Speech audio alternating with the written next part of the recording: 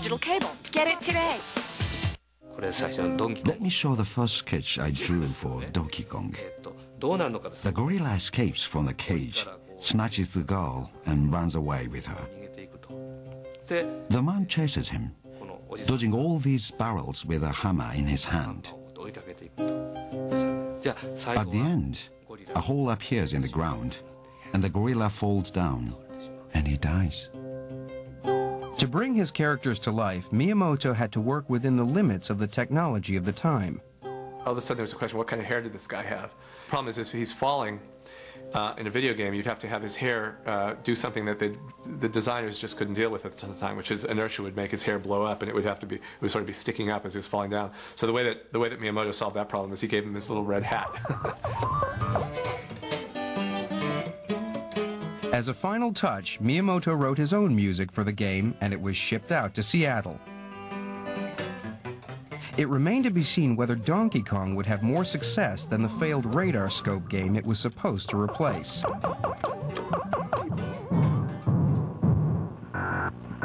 People in America saw this game and thought that the Japanese, their Japanese counterparts were insane. Fearing the worst, Nintendo's American team decided to try out the game in a local bar, just as Atari did with Pong a decade earlier. A day later, they go back to the Spot Tavern, open the little coin box, and lo and behold, there's $30 in quarters in that little coin box. It's almost overflowing.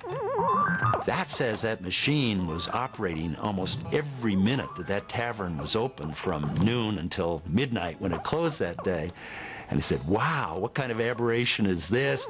That's all the market research I need. Let's go. The game made $100 million in the first year alone.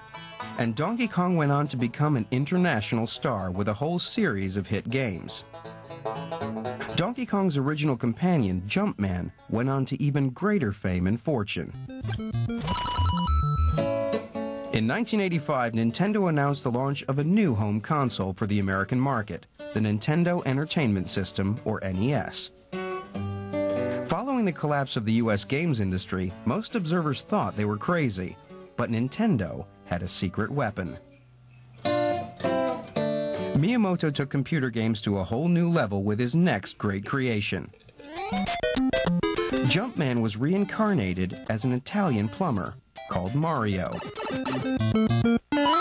Mario had instant universal appeal. Mario can do amazing physical things, like high jumps. But he's not superhuman. He drowns in water and gets hurt if he falls from high places. Miyamoto created a side-scrolling world for Mario to explore, full of pipes, sewers, ledges, and cliffs. And he created an entire army of colorful cartoon monsters for him to fight.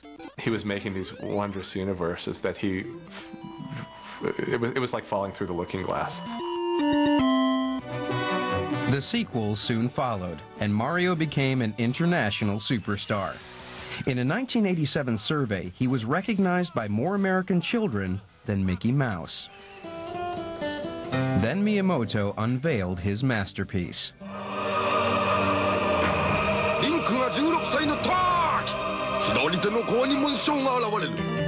Nintendo released the first of a series of games that has been widely acclaimed as the greatest games ever made, the Zelda series.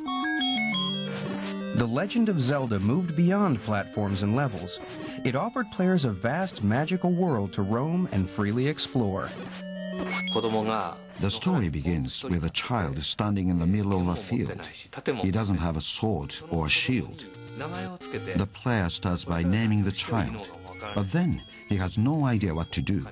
He wanders around the field looking for things to do. It was a very daring concept back then.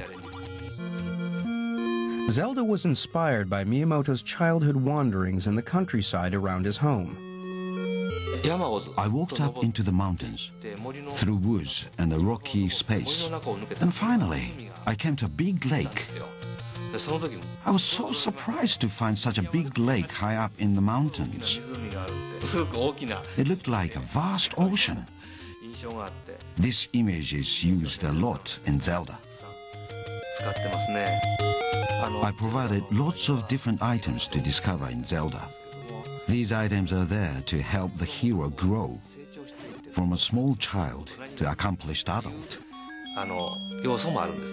When the child grows up, the player thinks, I used to be scared of this, but now I'm very strong.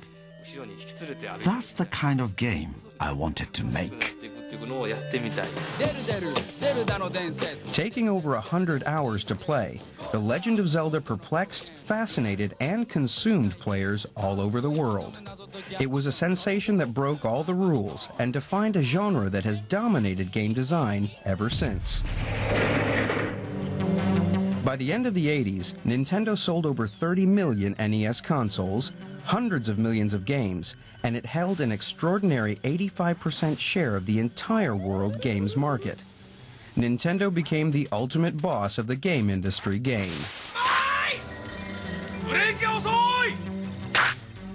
It was about to prove it with a radical new game system that would appeal to boys, girls, and even adults. All it needed was the perfect game to launch it. But to get that game, they would need to wrestle it away from the iron grip of the Russian KGB. I like to talk a lot. I like to laugh a lot. In motorcycle history.